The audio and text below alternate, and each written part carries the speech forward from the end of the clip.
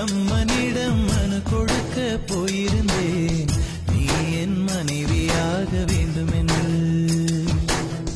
ஆண்டு பல காத்திருக்க வேண்டும் என்று அவன் சொன்னான், ஆயுள் வரை காத்திருப்பேன் என்று நானும் சொல்லி வந்தேன்.